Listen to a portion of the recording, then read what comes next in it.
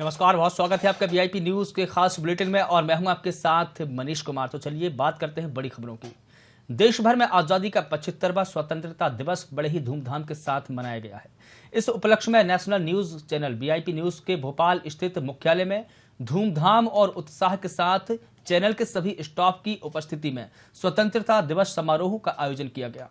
कार्यक्रम में चैनल के सीएमडी डॉक्टर एमएल सोनी ने ध्वजारोहण किया है। इस कार्यक्रम में मुख्य अतिथि आरएस कुंभकार, महाप्रबंधक SSF Pratipal Singh Bundela, editor in chief doctor Shishir Upadhyay सहित समस्त स्टाफ उपस्थित रहा। तो वहीं ध्वजारोहण के बाद राष्ट्रीय गान और मिष्ठान भी बांटा गया है। सीएमडी एमएल सोनी ने शहीदों को श्रद्धांजलि दी है, देशवासियों को स्वतंत्रता दिवस की शुभकामना दी है।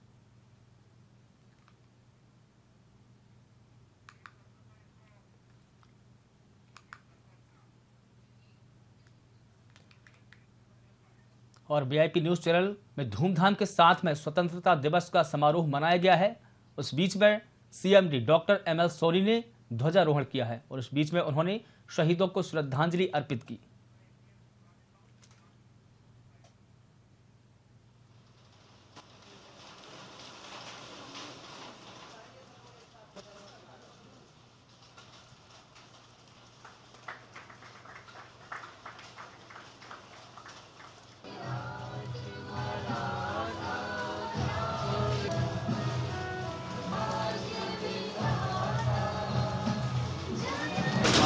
आप लोग देखें। आज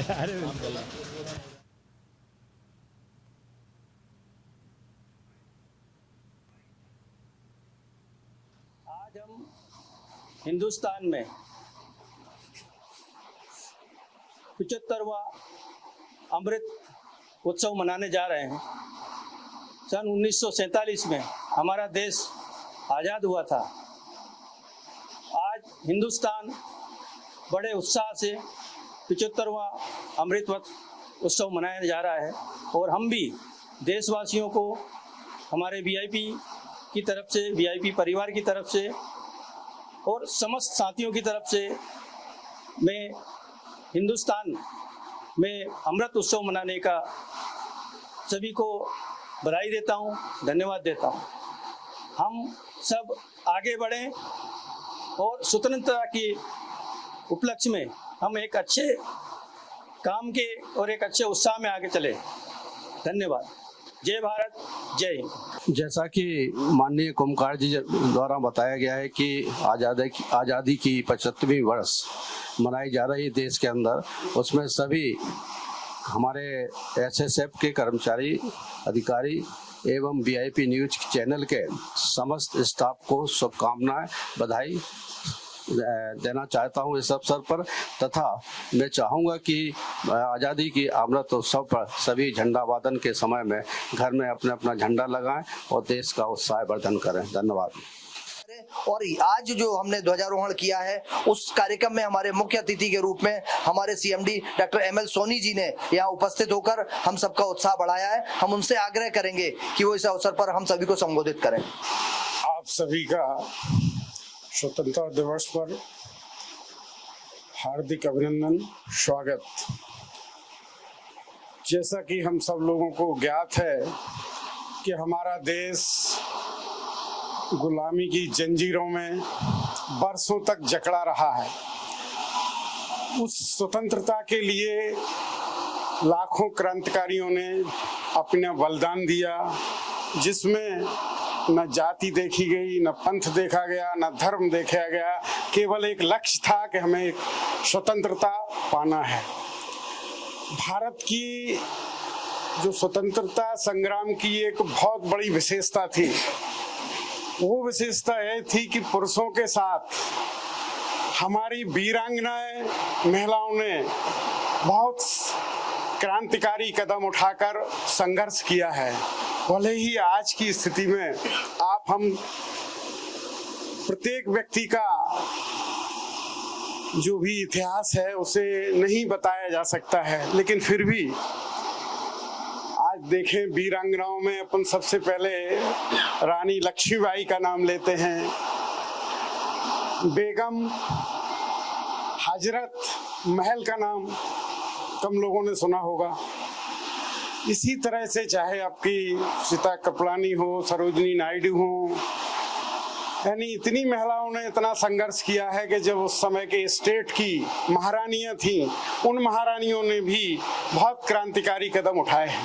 तो आज जो भी स्वतंत्रता है, जो भी एक आज़ादी में श्वास ले रहे हैं, उन सब का श्रेय अपने सभी पूर्व क्रांतिकारियों का है। उन्हें सबको हम नमन करते हैं और सबके ऋणी हैं। साथ ही वो सभी हमारे प्रेरणा के स्रोत हैं। अब इन सब से प्रश्न ये उठता है कि हम उनको याद कैसे करें। जैसे हम अपने घर परिवार में जन्मोत्सव मनाते हैं, कितनी धूमधाम से जन्मोत्सव मनाया जाता है, कितनी लगन के साथ मनाया जाता है, किस किस चीज़ों को याद करते हैं, वो सभी हमें भी अपने जो हमारा राष्ट्रीय पर्व है उस पर याद करें।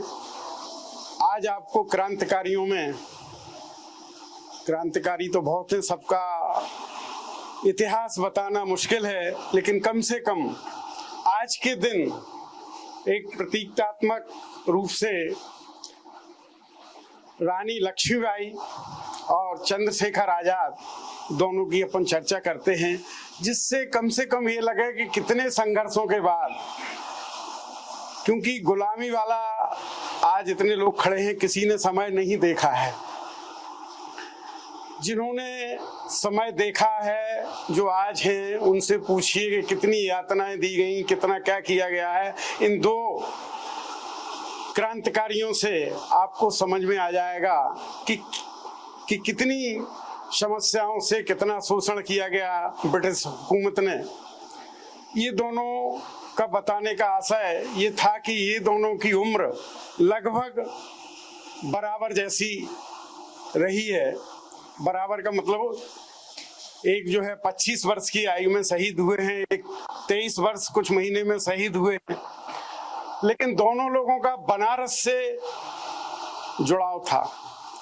रानी लक्ष्मीबाई का जन्म 1835 में बनारस में महाराष्ट्रियन ब्राह्मण परिवार में हुआ था।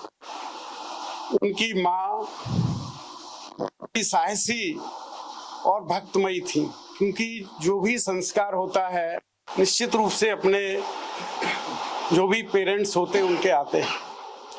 तो उन्होंने अपने शुरुआती दौर में ही तलवार, घुड़सवारी और बंदूक चलाना सीख ली थी। और उनकी छोटी ही उम्र में, मतलब छोटी उम्र उस समय की 16 वर्ष की रही होंगी, उसके बाद उनकी शादी झांसी के गंगाधर राव राजा जो थे उनसे कर दी गई थी। 1854 में 1851 की बात होगी लगभग, एक पुत्र का जन्म हुआ। उसके बाद वो भी कुछ समय बाद मृत्यु हो गई। उसके बाद उन्होंने एक परिवार का दत्तक पुत्र, जिसका नाम दामोदर राव कहा, लेकिन ब्रिटिश हुकूमत की इच्छा ये थी कि हमारा जो झांसी का राज्य है वो ब्रिटिश हुकूमत में सम्मिलित हो जाए। जहां पर ब्रिटिश हुकूमत ने ये घोषणा की कि यहाँ पर चूंकि कोई उत्तराधिकारी नहीं है, तो वहां पर रानी लक्ष्मीबाई की उम्र, आप लोग बड़ा आश्चर्य करेंगे, मुश्किल से 20-21 वर्ष रही होगी। उस समय उन्होंने उन सभी ब्रिटिश सरकार से लड़ाई की ठानी, और लड़ाई में अपना जो दत्तक पुत्र था उसको पीठ में, आप जब लक्ष्मीबाई को देखते हैं तो वो दत्तक पुत्र पीठ पे बंधा हुआ है, और जो घोड़े की जो डोरी थी वो अपने दांतों से पकड़ी हुई है, और दोनों हाथों में तलवार से लेकर अंग्रेजी हुकूमत के छक्के छुड़ाए। इसी तरह से चंद्रशेखर आजाद जी का जन्म भी मध्य प्रदेश के जो झाबुआ जिले की भाबरा एक जगह थी, जो आज अलीराजपुर तहसील का आजाद नगर हो गया है, उसमें उनका जन्म हुआ। उनका नाम था चंद्रशेखर तिवारी। उनके माता पिता बहुत ही स्वाभिमानी, स्पष्टवादी थे, तो निश्चित रूप से उनके ऊपर भी वही प्रभाव पड़ा। और 13-14 वर्ष की उम्र में उनको बनारस संस्कृत विद्यालय में पढ़ने के लिए भेज दिया गया। यहाँ पर आपको बताना ये था कि चूंकि दोनों क्रांतिकारियों का बनारस से एक जुड़ाव था, फिर उसके बाद वो पढ़ने के साथ साथ 14 वर्ष की थोड़ी सी उम्र में ही उन्होंने वहाँ के आंदोलनों में प्रवेश कर दिया और आंदोलन में सक्रिय भूमिका निभाना शुरू कर दी। 1921 में गांधी जी के संपर्क में आके असहयोग आंदोलन में भाग लिया और भाग लेकर उन्होंने क्रांतिकारी कदम उठाए। फिर उसके बाद 1925 में राम प्रसाद बिस्मिल्लाह जी के संपर्क में आए कि चूंकि वो भी एक क्रांतिकारी स्वभाव के थे। इसमें आपको ये बताना चाह रहे हैं कि कुछ स्वतंत्रता संग्राम सेनानी एक तेज स्वभाव होने के कारण, क्योंकि व्यक्ति का आप हम सब खड़े हुए हैं, किसी का शांत स्वभाव होगा, किसी का तेज स्वभाव होगा, तो तेज स्वभाव होने के कारण उन्होंने अहिंसा की मार्ग अपनाया। तो जो शांत स्वभाव के थे उन्होंने हिंसा का अपनाया, और जो शांत स्वभाव के थे वो अहिंसा और सत्य का पथ का मार्ग अपनाया।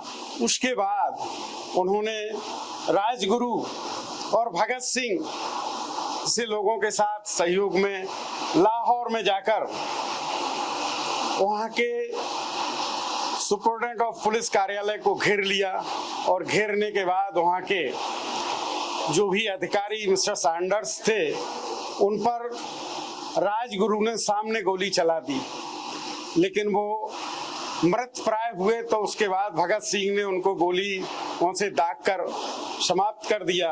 उसके उपरांत जो उनका अंगरक्षक था, उस अंगरक्षक को चंद्रशेखर आजाद जी ने अपनी गोली से मारकर उसको शहीद कर दिया। तो उसके बाद देखिए कि एक से एक क्रम बढ़ते गए। फिर वो आके पुनः इलाहाबाद में अल्फ्रेड पार्क में 1931 में आकर उन्होंने एक स्वाधीनता क्रांति दल बनाया। उसके साथ उन्होंने संकल्प लिया, न मुझे ब्रिटिश हुकूमत पकड़ पाएगी और न ही मुझे फांसी पर चढ़ाएगी। उसके लिए उन्होंने एक गोली हमेशा एक अपना जो एक रिजर्व कहते हैं उसके रूप में रख ली गई थी कि कभी हमारी सब गोलियां खत्म हो जाएं और हमें कहीं ब्रिटिश हुकूमत का कोई सेनानी पकड़ेगा तो मैं स्वयं ही अपनी गोली मार लूंगा। तो 1931 में ऐसा ही हुआ। उसी पार्क में उनको घेर लिया गया और उन्होंने स्वयं गोली मारकर शहीद हो गए।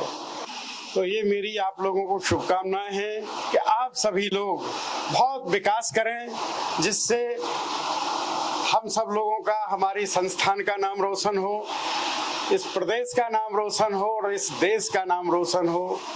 जय हिंद, जय भारत। माननीय नेतृत्व ने आप सभी को बताया है, हमारा उद्देश्य पूरे तन्मयता से देश की आजादी के लिए हमारे शहीदों ने जिस तरीके से काम किया, क्रांतिकारियों ने काम किया है, अब उसे बनाए रखना हमारी एकजुटता सबसे जरूरी है और राष्ट्र का विकास जरूरी है। यह उद्देश्य हमारे नेतृत्व का था। आप सभी को वीआईपी परिवार की ओर से बहुत बहुत शुभकामनाएं। और अब हम इसके बाद, जैसा सर ने कहा है, अगले कार्यक्रम की ओर चलते हैं। धन्यवाद। जय हिंद, वंदे मातरम।